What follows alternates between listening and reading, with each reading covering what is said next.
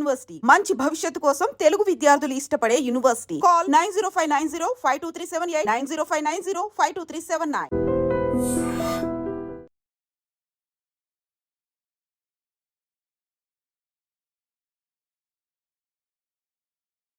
ఒక పార్టీ లాగా అవుతుందా స్వామి? శివుడు కూడా సమానమేనా, లేకపోతే విష్ణువు ఎందుకు అలాగా తోసేశారు వాళ్ళు? ఈ శైవులు అలా చేయడం కానీ, అలాగే ఒక అపోహ ఉంది స్వామి. భగవద్ రామానుజుల వారు చాలా శైవ క్షేత్రాలను వైష్ణవ క్షేత్రాలుగా మార్చారు అన్న అపోహ ఉంది. ఈ ఇంటర్వ్యూ ద్వారా, మీ ద్వారా వాటిని ఆ అపోహ తొలగించాలి అనే ప్రయత్నంలో ఈ ప్రశ్నను అడుగుతున్నాను స్వామి. నేను రామానుజుల వారు వైష్ణవాలయాలుగా శైవాలయాల్ని మార్చడము అనేటటువంటిది చరిత్రకి దూరమైనటువంటి అంశం. ఎప్పుడు ఎక్కడ దేన్ని అలాగ మార్చినటువంటి సన్నివేశాలు మన చరిత్రలో లేవు. ఇప్పుడు ఇంకా అందులోకి మార్చుకున్న ఉన్నాయి. ఇప్పుడు కులోత్తుంగ చోళుడి యొక్క సన్నివేశమే చూసినట్టయితే అది ఒక అద్భుతమైనటువంటి వైష్ణవ క్షేత్రం. దాన్ని అతను కేవలం శివాలయం కింద దాన్ని కన్వర్ట్ చేయడం జరిగింది. అయితే ఆ చేయడం అనేటటువంటిది వైష్ణవ సంప్రదాయం మీదో శైవ సంప్రదాయం మీదో అవగాహన ఉండి కానీ, దాని మీద భక్తి ఉండి కానీ చేసినటువంటి వ్యక్తి కాడతనం. కేవలం రాజకీయ లబ్ధి కోసం చేసినటువంటి పని అది. అతను కేవలం తనకి రాజకీయంగా ఆనాడు కలగాల్సిన ఒక గుర్తింపుని తెచ్చుకోవడం కోసం చేసినటువంటి పని అది. అనవసరంగా వీళ్ళ మధ్య తను చిచ్చు రేకెత్తించి దాని ఫలితం పొందాలి అని అనుకున్నాడు ఆయన. దానికోసం ఆయన వాడుకున్నాడు చిదంబర క్షేత్రాన్ని.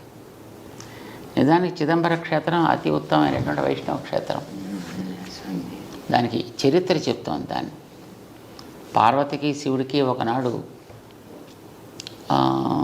సహజంగా అప్పుడప్పుడు ఏదో చిన్న చిన్న మాట వస్తుంటాయి కనుక ఇద్దరు కూడా మంచి నాట్యంలో అద్భుతమైనటువంటి ప్రవేశం కలిగిన వారు కనుక ఇందులో ఎవరు ఎక్కువ అద్భుతంగా చేయగలరు, నువ్వా నేనా అనే పోటీ ఏర్పడ్డప్పుడు మన నిర్ణయం చేసే వ్యక్తులు ఎవరో కావాలి కదా. అంచేత విష్ణువు నిర్ణయం చేస్తాడు. ఎందుకంటే ఆయన నాట్య శాస్త్రానికి ఆది గురువు విష్ణువు. మధుకైటబులతోటి చేసిన యుద్ధంలో కానీ, కాళీయుడి మీద చేసినటువంటి నృత్యంలో కానీ ఆయన నాట్య పండితుడైన ఆరంభకుడు ఆయన నాట్య శాస్త్రానికి. అందుచేత ఆయన్ని మనం జడ్జిగా పెట్టుకుందాము అని అనుకున్నారు. సరే వెళ్ళారు, అందరూ వెళ్ళి విష్ణు దగ్గర ప్రార్థన చేశారు. చేస్తే తప్పకుండా నేను వస్తా. అయితే దానికి ఇలాంటి సన్నివేశంతో ఒక స్థానాన్ని, ఒక మండపాన్ని, సభా మండపాన్ని, దానికి చిదంబరానికి సభా మండపం అని పేరు. దానికి ఒక సభా మండపాన్ని ఏర్పాటు చేయండి. ఒక కనక సభ అంటారు దాన్ని. ఒక బంగారుమయమైనటువంటి సభా మండపాన్ని ఏర్పాటు చేయమని చెప్పాడు ఆయన. ఏర్పాటు చేశారు. ఇప్పుడు ఈవేళ మనం చూసేటువంటి ఆ సన్నివేశం అంతా అప్పుడు ఆయన ఆజ్ఞ ప్రకారం వాడు చేసినటువంటి ఏర్పాటు. దాంట్లో ఈయన నేను పబళించి ఉంటాను, మీరు చేస్తూ ఉండండి, దాంట్లో నిర్ణయం చేస్తా అన్నాడు ఆయన. సభని నిర్మాణం చేసిన తర్వాత విష్ణువు అక్కడికి వచ్చి అక్కడ ఉంటే అప్పుడు పార్వతీ శివులు ఇద్దరు కూడా, పరమేశ్వరులు ఇద్దరు కూడా నాట్యం చేయడం ప్రారంభం చేశారు. ఎంతకాలం చేశారనేది మనకు తెలియదు ఇదమిత్తంగా, కానీ చాలా కాలం జరిగింది. ఇందులో ఎవరు కూడా తీసిపోయినటువంటి వ్యక్తిత్వం కలిగిన వాళ్ళే పోటీగా చేస్తున్నారు. పార్వతికి అంత పోటీ వచ్చేసింది, ఆవిడకి పరమశివుడికి అంత పోటీ వచ్చింది. ఇద్దరు కూడా నన్ను మించిన వాళ్ళు లేరంటే నన్ను మించిన వాళ్ళు లేడు అని అనుకుంటూ బ్రహ్మాండం చేసేస్తున్నారు. కానీ అప్పటికీ పార్వతీదేవి గెలవదు, పరమశివుడు గెలవట్లేదు. కానీ ఇది ఎక్కడో చోట ముడి పెట్టాలి కదా. ఇప్పుడు ఎలా ఉంటుందంటే నాట్య పోటీ అంటే, ఇప్పుడు మీరు చూడండి, ఈ జుగళబందీ చేసేటువంటి వాళ్ళు ఒకటి చేస్తారు ఒక ఇన్స్ట్రుమెంట్ మీద, ఇంకో ఇన్స్ట్రుమెంట్ మీద వాళ్ళు అదే దాన్ని మళ్ళీ ఆ రాగాన్ని ఆలపించాలి. సో ఇలాగ ఉంటాయి.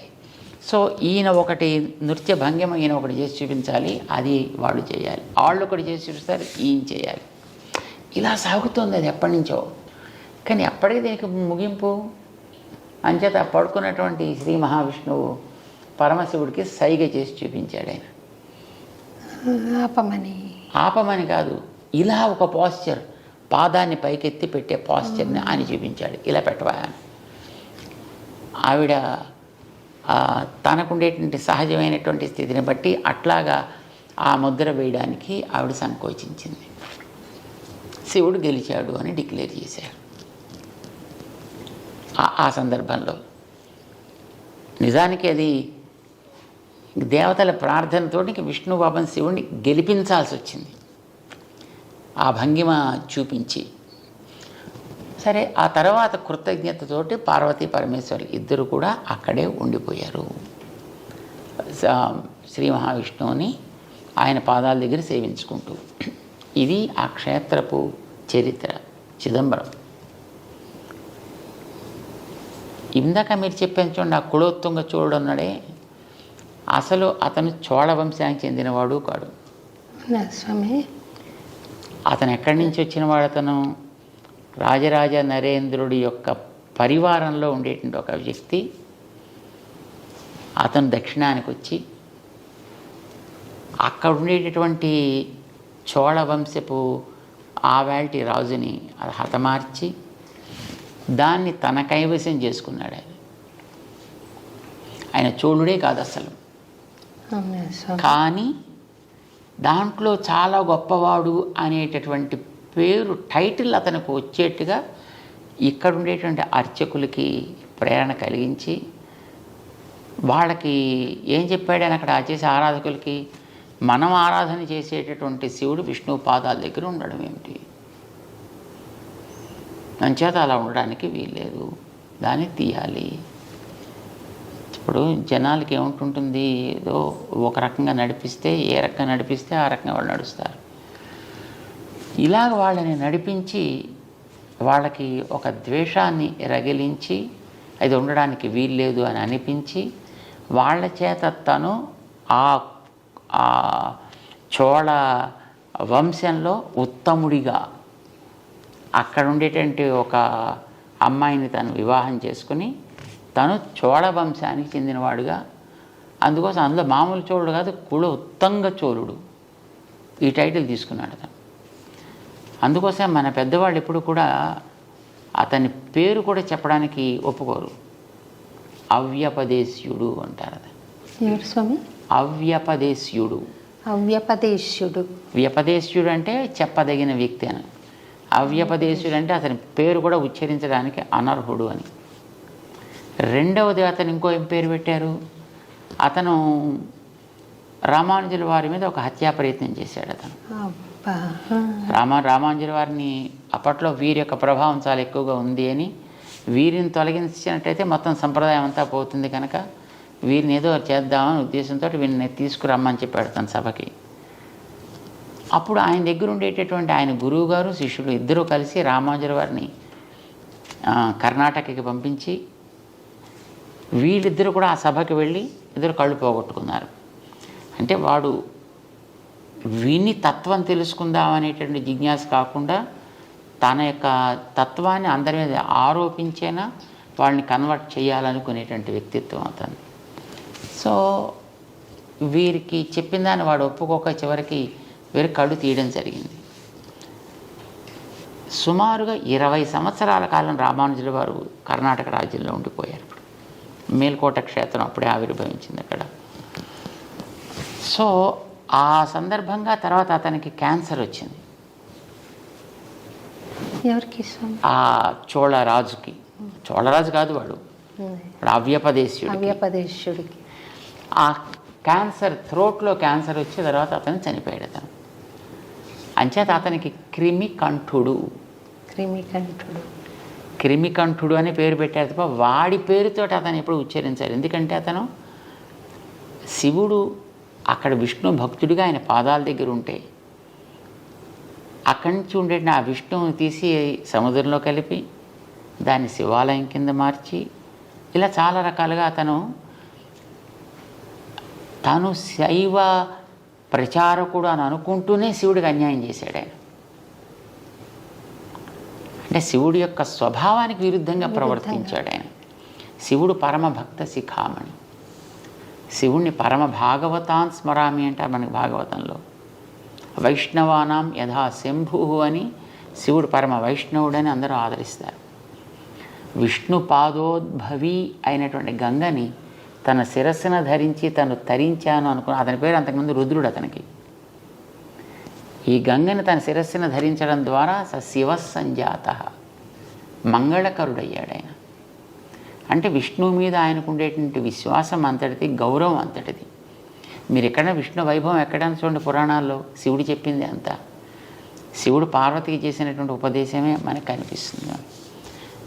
ఆ రకంగా శివుడు ఎప్పుడు కూడా విష్ణు ద్వేషి కాదు, విష్ణువు శివద్వేషి అంతకంటే కాదు. వైష్ణవులు ఎప్పుడు కూడా శివుణ్ణి ద్వేషించరు. కానీ మరి వాళ్ళలో ఎందుకు ఆ రకమైనటువంటి భావం కలిగింది అనేటటువంటిది అది వాళ్ళకే తెలియాలి. ఇది తర్వాత వీళ్ళు ఇలా రేకెత్తించారు. ఇప్పుడు ఈ వెగేనిస్ట్గా మాట్లాడేటటువంటి వాళ్ళందరికీ కూడా వాళ్ళు ఆ మాటలతోటి వాళ్ళు మిగతా ద్వేషాన్ని వాళ్ళలో పెంచుతారు తప్ప నిజానికి వైష్ణవులకి ఎప్పుడు కూడా శివుడి మీద ద్వేషం ఉండదు. శివుణ్ణి పరం భాగవతుడిగా ఎప్పుడూ ఆదరిస్తారు. మన దక్షిణ దేశానికి వెళ్ళి చూస్తే ఎన్నో ఆలయాల్లో శివుడు క్షేత్రాధిపతిగా ఉంటాడు. అక్కడ మీరు దక్షిణ దేశంలో ఉండే పెద్ద పెద్ద వైష్ణవ క్షేత్రాలకు ఎక్కడికైనా మనం వెళ్ళి చూడొచ్చు. అక్కడ శివుడు క్షేత్రాధిపతి, స్థాన నిర్వాహకుడు అలా ఉంటాడనమాట అక్కడ. అండ్ చాలా చోట్ల ఉండేటటువంటి ఈ అమ్మవారి ఆలయాలు ఉంటాయి. అలాంటి వాటికి రామానుజులు అన్ని చోట్ల ఆరాధనలు ఏర్పాటు చేశారు, మర్యాదలు ఏర్పాటు చేశారు. ఇప్పుడు శ్రీరంగం చాలా పెద్ద క్షేత్రం. శ్రీరంగం పక్కన సమయపురం అని ఉంది అక్కడ అమ్మవారి క్షేత్రం. శ్రీరంగ క్షేత్రంలో బ్రహ్మోత్సవాలు ఆరంభం కావడానికి పూర్వం సమయపురంలో బ్రహ్మోత్సవాలు చేసి ఆ బ్రహ్మోత్సవాల్లో శ్రీరంగ క్షేత్ర పెరుమాళ్ దిగించే మర్యాదలు పంపించి అమ్మవారికి అక్కడ ఉత్సవాలు పూర్తయిన తర్వాత ఇప్పుడు రంగనాథుడు తన బ్రహ్మోత్సవాలు ప్రారంభం చేసుకుంటాడు. ఇది రామానుజులు వారు చేసిన వ్యవస్థ. ఇలా ఒకటి కాదు, మనకి ఎన్నో చోట్ల క్షేత్రాల్లో చూస్తే కాంచీపురం దగ్గర ఉండేటువంటి దివ్యక్షేత్రాల్లో చాలా చోట్ల అవన్నీ కూడా అక్కడ సుమారుగా 17 దివ్యదేశాలు ఉన్నాయి కాంచీపురం చుట్టూ. ఆ దివ్యదేశాలు అన్నిట్లో కూడా పరమశివుడికి జరపవలసినటువంటి ఉత్సవాలని జరిపి స్వామి ఆయా క్షేత్రాలను ఏర్పాటు చేశాడు. అక్కడ మీనాక్షి అమ్మవారి యొక్క ఆలయం మధురైలో ఉండేటటువంటి దానికి కూడా మలయధ్వజుడి యొక్క కుమార్తె ఆవిడ. సో అక్కడ కూడా జరిగే ఉత్సవాలు పక్క నుండి తిరుమాలింజోలయ్య అని అక్కడ ఒక క్షేత్రం ఉంది. అక్కడ ఉండేటువంటి పెరుమాళ్ విష్ణుమూర్తి ఆయన తనకి చెల్లెలుగా ఆవిడని భావించి ఆవిడికి ముందర ఉత్సవాలు జరిపించి ఆ తర్వాత తన ఉత్సవాలు చేసుకుంటాడు.